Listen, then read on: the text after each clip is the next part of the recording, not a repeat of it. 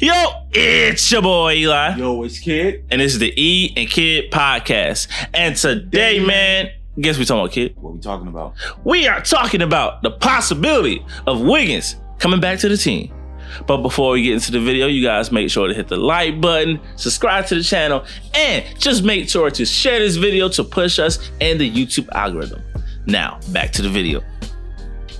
Like I said, Kid, there, I believe, is a big possibility that Wiggins may be returning to the team. So there's been reports that he is back in the Bay Area. That's huge because they said for most of the time this has been going on, he has not been in the Bay Area. He's been out. And also, Steve Kerr said he's been staying in shape. So that would kind of imply he wants to come back to the team. They said there's been no discussion that he won't return to the team.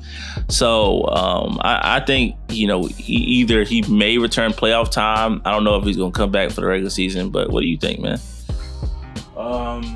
Situation's crazy.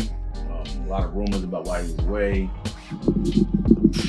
So, how many games left in the season? A couple, like 3 or 4? It's probably like 5. It's a few games left. Like it's only a few games. Only reason why he wouldn't come back before the playoffs would just be to warm up. Maybe kind of get back in a game shape. But if he's most likely going to probably just wait to the playoffs.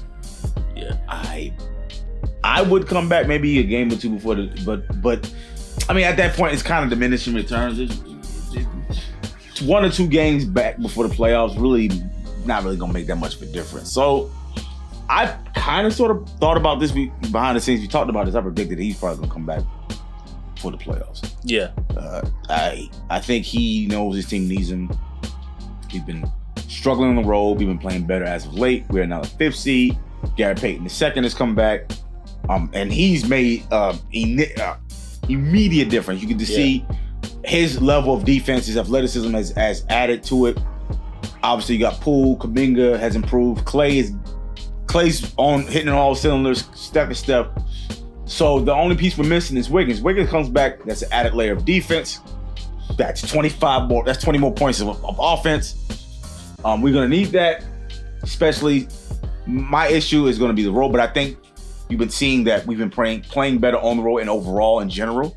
And having him, part of one of the reasons why we've been struggling on the road is because of lack of defense and size. And he brings turnovers. He brings more size, but still somewhat oversized. But I just think he coming back completes the circle, and it's a whole different season. Playoffs is always a different season.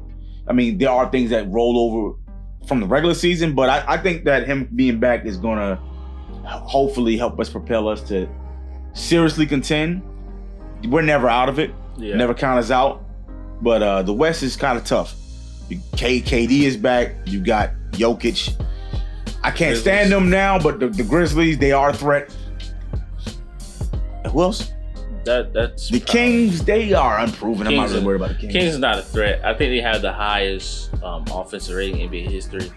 But the highest offensive rating in the NBA history? Yeah, I think they have the highest offensive rating, like the offensive more rating. Than what we had? What does that mean?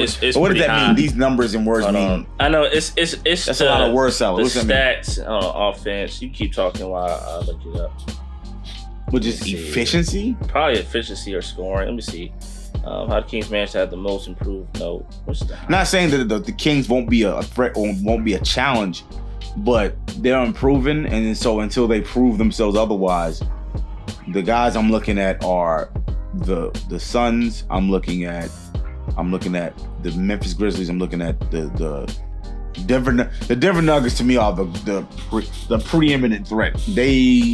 It said the Kings are averaging 1.18 points per 100 possessions this season. This is the highest offensive efficiency in NBA history. All right. But I mean, and who's on that team again? Sabonis. They got De'Aaron Fox. I believe Malik Monk. It's like a balance. There's one more guy on the team. It's a balanced roster of guys. Right. So they got a solid roster, but like they're young, they're improving. They've never been to playoffs. And who else is under us? Let me see. So there's not really. I don't think you're a threat when you're that young, because the Nuggets were in the playoffs. They were a pretty young team before, and they blew, because when you're young, you do stupid things that cause mistakes and you blow leads, even if you're up and you could be the better team. You know, veteran teams can snuff out stuff that you don't, otherwise know how to stop. And their defense isn't probably, like that. So, but I mean, outside of those teams, I don't really see anybody who really poses a threat to the Warriors. But you got anything else to say on this? I guess before we go, we can add like a layer, just kind of like looking at who's in the playoffs and who's not. Who would be outside of the three teams that I named? Who would be a threat, a legitimate threat? The Warriors themselves, their road struggles. Oh, so today it says we're number 6. It's tied for 5th. There's the Clippers. The Clippers, they are somewhat of a threat. Inconsistent. The Clippers are. But I still think Lakers are number 7. Didn't know that. Yeah, they're number 7. But it's the like playing is 7 through 9, right? 7 through. I believe it's 7 through 9. Yeah, because there's a 9th seed play AC. And Timberwolves are also a threat. Timberwolves are 9th. Timberwolves, if they get in, they're a sleeper. They got. I'm saying that they got some ballers on it. They're asleep. You got to watch them. I'm saying you have to watch them. They will sneak up on you.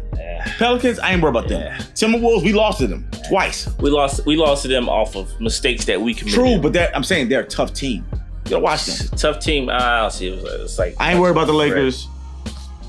Clippers. That's debatable. The Clippers. They have injury problems and they're a very inconsistent team. Kawhi plays every other day, which means it's hard for him to have a consistent performance if you're not playing every day. So you just don't know what you're going to get with the Clippers. That's my only issue with the Clippers. But yeah, man, that's kind of our take on it. Wiggins potentially returning to the team, and the Warriors. Playoff outlook. How what can happen with the playoffs if we're all firing all cylinders. But that's pretty much it for the video. If you guys like the video, make sure to hit the like button.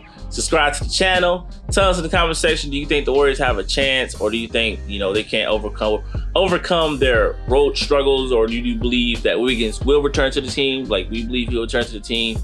And you guys got to make sure to subscribe to the channel. And until next time, guys, we are out. Peace.